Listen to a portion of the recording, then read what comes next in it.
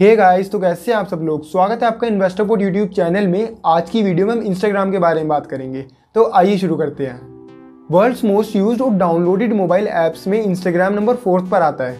Downloads और user base में बेशक फेसबुक आगे हो, पर आज की यंग जनरेशन फेसबुक के कंपैरेटिवली इंस्टाग्राम पर एक्टिव रहना ज़्यादा पसंद करती है।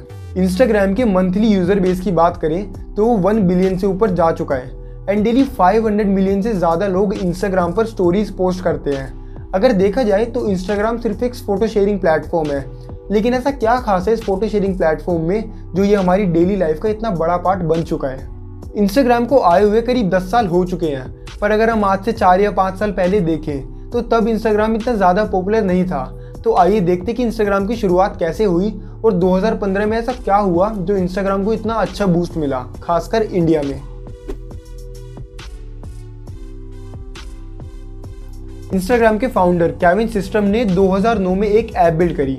उस ऐप का नाम था बर्बन। बर्बन को बनाने का मेन पर्पस ये था कि अगर कोई पर्सन किसी अच्छी जगह पर विजिट करता है तो वो वहाँ की फ़ोटो शेयर कर सके लोकेशन के साथ, ताकि और भी लोग वहाँ पर विजिट कर सकें। फिर मार्च 2010 में केविन एक पार्टी में गए। वो पार्टी सिलिकॉन वैली के स्टार्टअप के लिए थी जिसका नाम था हच। उस पार्टी में केविन को 2 वेंचर कैपिटलिस्ट मिले।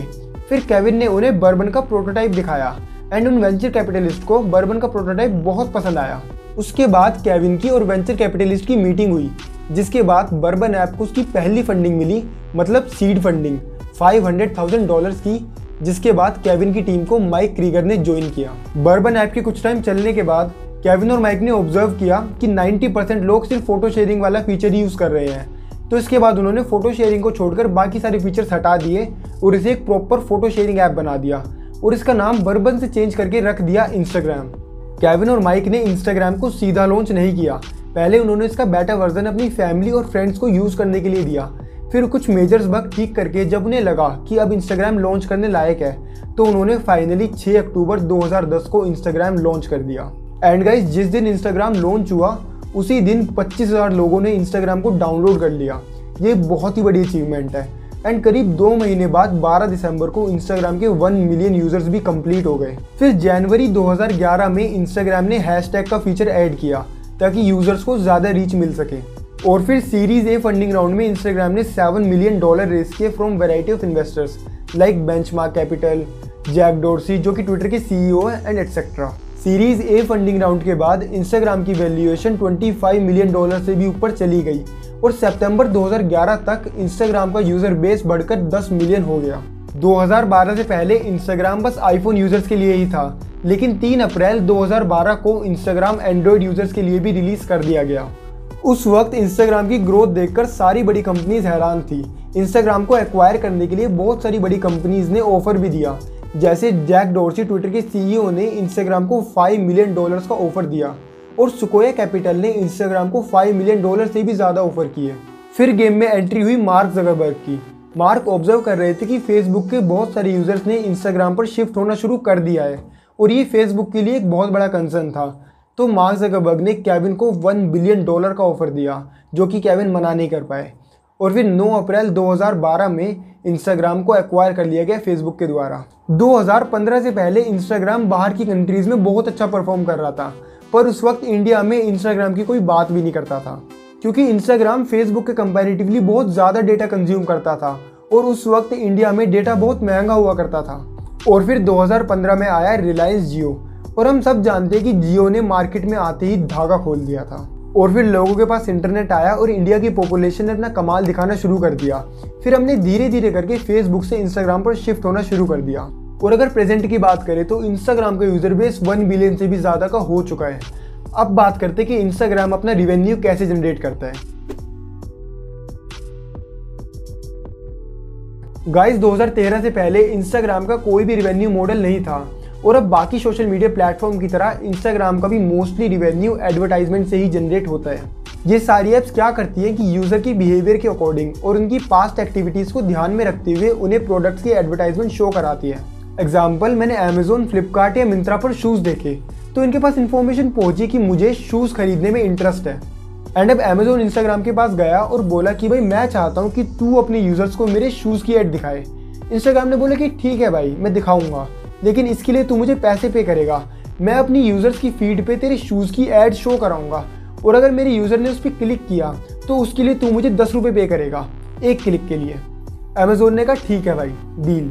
फिर इंस्टाग्राम को पता था कि उसका जो यूज़र है मतलब मुझे शूज़ बाय करने में इंटरेस्ट है। फिर इंस्टाग्राम ने वो ऐड मेरी फीड पर शो कराई और अगर स्क्रॉल करते करते वो ऐड मैंने इग्नोर कर दिया तो कुछ नहीं होगा, पर अगर मैंने उस पर क्लिक करा तो तभी इंस्टाग्राम अमेज़ोन से 10 रुपये ले लेगा। इंस्टाग्राम को फ़र्क नहीं पड़ता कि वो शूज़ मैंने बाय किए या नहीं किए। इंस्टाग्राम का काम था बस मुझे अमेज़ोन तक पहुंचाना और इसी काम के इंस्टाग्राम ने अमेज़ोन से पैसे चार्ज किए। तो गाइज़ मैंने इस एग्जांपल के थ्रू आपको समझाने की कोशिश की है कि इंस्टाग्राम एड्स के थ्रू अपना रिवेन्यू कैसे जनरेट करता है एंड बाकी सारी सोशल मीडिया ऐप्स भी यही करती है। अब बात करते हैं कि आप, मैं या कोई भी यूज़र इंस्टाग्राम से पैसे कैसे कमा सकता है। गाइज इंस्टाग्राम से पैसे कमाने के बेसिकली 3 तरीके होते हैं, जिसमें से पहला है ब्रांड स्पॉन्सरशिप। अगर आपके इंस्टाग्राम पे अच्छे खासे रियल फॉलोअर्स हैं तो ब्रांड्स आपके पास आएंगे और आपके थ्रू अपने प्रोडक्ट्स को प्रमोट करेंगे। अगर मैं आपको एग्जांपल दूं तो हमारे इंडियन बैट्समैन विराट कोहली अपने इंस्टाग्राम पर किसी भी ब्रांड को प्रमोट करने के लिए 1 करोड़ रुपए से ज़्यादा चार्ज करते हैं। चलो ये तो फिर भी बहुत बड़ी बात हो गई, पर कुछ ब्रांड्स छोटे छोटे इन्फ्लुएंसर्स को भी कंसिडर करते हैं अपने प्रोडक्ट्स की प्रमोशन करने के लिए ताकि उन्हें ज़्यादा पैसे ना देने पड़े। गाइज अब बात करते हैं दूसरे तरीके की, जो कि है एफिलिएट मार्केटिंग। अगर आप किसी वेबसाइट के प्रोडक्ट्स को सेल करवाते हो तो उन पे आपको कुछ % कमीशन मिलता है और इस मार्केटिंग को कहते हैं एफिलिएट मार्केटिंग। एग्जाम्पल, अगर कोई पर्सन किसी प्रोडक्ट का रिव्यू करता है और वो बोलते हैं कि नीचे डिस्क्रिप्शन में इस प्रोडक्ट को बाय करने का लिंक है या फिर इंस्टाग्राम के बायो में है और वहाँ से जाकर आप उस प्रोडक्ट को बाय करते हो तो उसमें से कुछ % कमीशन उस पर्सन को मिलता है और ऐसे ही पैसे कमाए जाते हैं एफिलिएट मार्केटिंग से। एफिलिएट मार्केटिंग ऑलमोस्ट हर कोई करता है, आपने यूट्यूब पर भी बहुत देखा होगा, इनफैक्ट मैं भी करता हूँ। अब बात करते हैं तीसरे तरीके की, वो है प्रोडक्ट सेलिंग। एग्जाम्पल, आपने कोई प्रोडक्ट बनाया और उसे आप सोशल मीडिया पर सेल करते हो तो इसे बोलते हैं प्रोडक्ट सेलिंग। जहाँ पर आपको एक चीज़ समझ आई होगी कि इंस्टाग्राम या कोई भी सोशल मीडिया प्लेटफॉर्म आपको डायरेक्टली पे नहीं करता, वो सिर्फ एक प्लेटफॉर्म है जिसके थ्रू आप दूसरे सोर्सेज से पैसे कमा सकते हो। तो गाइज अब टाइम आ गया है कंपैरिजन का, comparison between Instagram and Snapchat.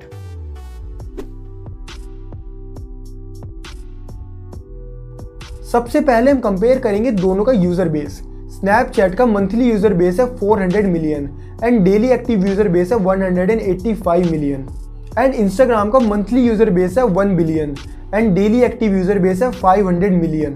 User base के अकॉर्डिंग इंस्टाग्राम स्नैपचैट से बहुत आगे निकल गया है।